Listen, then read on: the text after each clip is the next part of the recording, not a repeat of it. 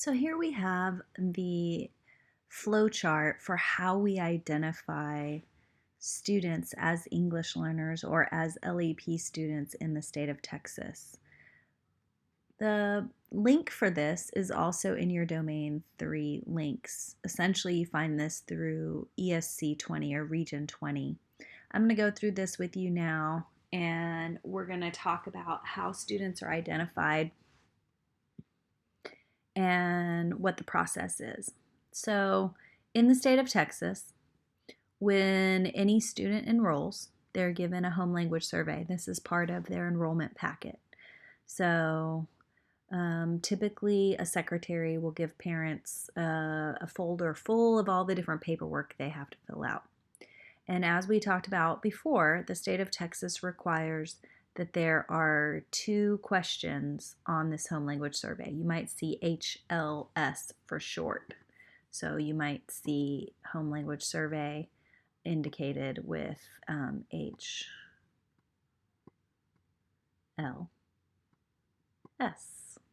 that acronym. So home language survey, HLS, that looks like HL5, but HLS, basically in the state of Texas, that home language survey has to contain 2 questions. And if you click on where it says home language survey, as I've done, it gives you the 2 questions, and they are what language is spoken in your home most of the time, and what language does your child speak most of the time? All right. So we give the home language survey to parents, and depending on what they answer, different things happen next.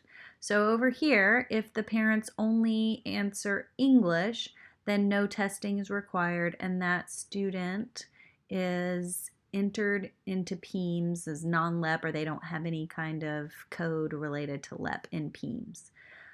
Currently, that's about 81% of our students in the state of Texas, because about 19% of our students are identified as English learners or as LEP students. So in this question, what language is spoken at home most of the time? And on the question, what language is spoken by the student most of the time?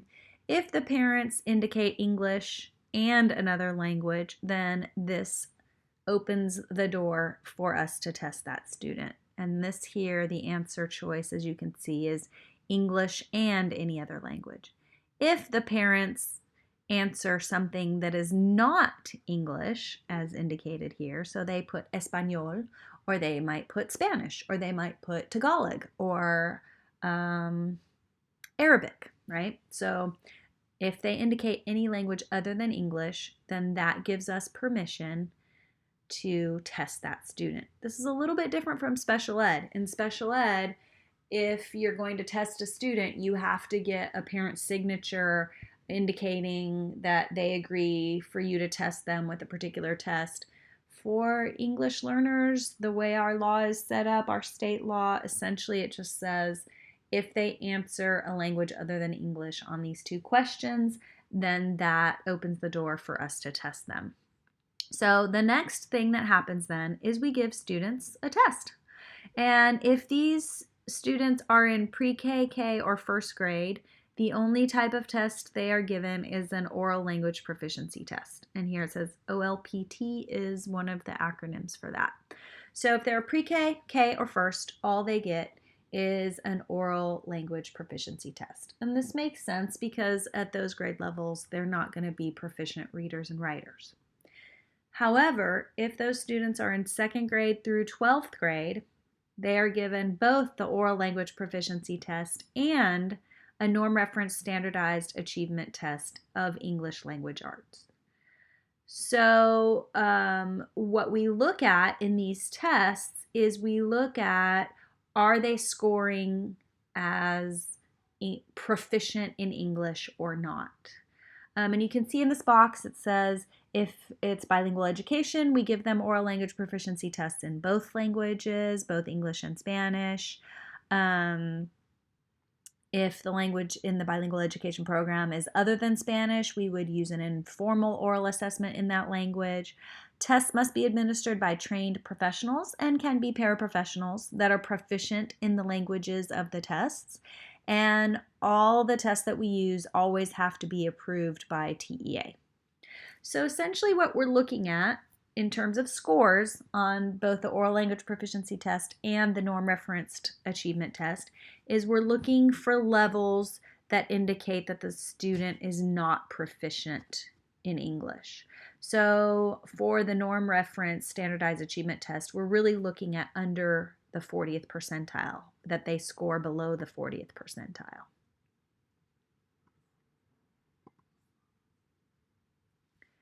So once we have the results from the test, as an LPAC, this is the Language Proficiency Assessment Committee, we get together and we meet and we determine what kind of placement we are going to recommend for this student or for a group of students. So at the LPAC meeting, if we look at the scores on these tests and the student does not qualify, so they score above the 40th percentile and or they show that they are proficient on the oral language proficiency test, then those students are considered non-LEP and they would essentially go into a general education classroom. They would not get additional support. I think this should go on this side over here, just like this non-LEP, but they put it on this side. So short answer is if they do not meet criteria according to these tests as needing extra assistance, then they are considered non-LEP. But if they do meet the criteria, then they are labeled as LEP or Limited English Proficient, and then we as the LPAC, we must notify parents. Now all of this from the time that the parents have returned the home language survey to us to when we notify parents that their child is indeed identified as a LEP student, all this has to happen within 1 month. And TEA says 30 days. Okay, so from here to here, that all needs to happen within 1 month. So parents are notified that their child's classified as LEP and recommended for placement, and parents are provided with the level of English proficiency of their child, a description of the program, and benefits of the program. So if we look at this flow chart, both of these pathways are exactly the same, but we're going to focus on this right side, the ESL program placement, because even though you do have questions on this test related to bilingual education, we're really going to focus on the ESL side of the test. So let's say this child is in 2nd grade and their native language is Urdu. And so we don't have a bilingual program in Urdu, so we're going to recommend that that child goes into ESL. In order for that child to be in ESL, we need parental permission. So we notify parents and we tell them we want to place their child in ESL. And if the parents say yes, then everything's great. And that child goes into a classroom where the teacher is certified ESL, or maybe they're put into a pull-out kind of situation, and they remain in that program and they remain classified as a LEP student until they meet exit criteria, which we'll talk about in a minute. Now, most recently, we're calling exit criteria reclassification criteria, which you can see that right here. So reclassification criteria, there are several things we look at, and again, we'll talk about that in a minute, even though here you can see in this little box, it does pull up some of what that is.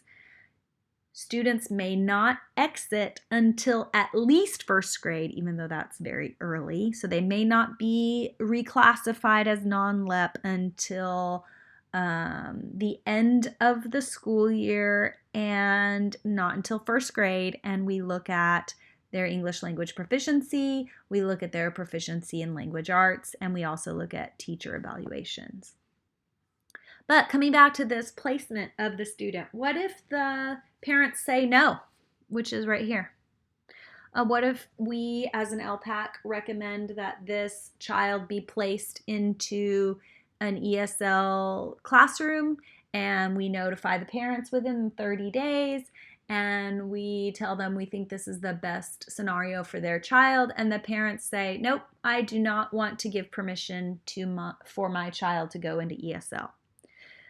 The state law requires that as a district, we call a parent conference. So that's why that's the next thing in the flow chart. So the LPAC notifies parents of ESL program placement. We ask for parental permission. Parents indicate no. We must call a parent conference. So that question's been on the test before, so you might want to pay special attention to that. And often the question is, well, what do we do in that conference? What's that conference for? What are we supposed to say? And your answer to that is the conference is designed so that you may inform parents and let them know why the school district recommends placement into ESL. What would be the benefits for their child? Why would it be a good idea to put their child into ESL? So TEA provides districts with brochures that they can use to give to parents, or districts can create their own. But the idea is that using research and thinking about what your program looks like and what PEIMS and TEA and the state laws say your program has to include, you are able to provide a picture for these parents of what the benefits are for their child and why they should reconsider granting permission for their child to go into ESL. But at the end of the day, if the parents still say no, then that child is labeled as a LEP denial in PEIMS. And this has some ramifications for us. So the first thing with a LEP denial is they cannot be placed in an ESL classroom. They cannot be placed in a program where they are getting additional support. And there are certain supports that they will not be given if they are LEP denials. That's one implication of the parents saying no. Another implication is that we as a district don't get additional money for them. So when we talked earlier about Title III funding from the federal government, we wouldn't get any of that because this particular student would not be participating in the program. And there's many different things that would pertain to the LEP denial in terms of benefits that they might not get. Because of federal laws, our LEP denials still participate in certain assessments that are required for English learners, such as TELPAS. So that seems a little bit strange to not include a child in additional services that would help them, but having to include them in assessments to assess their progress.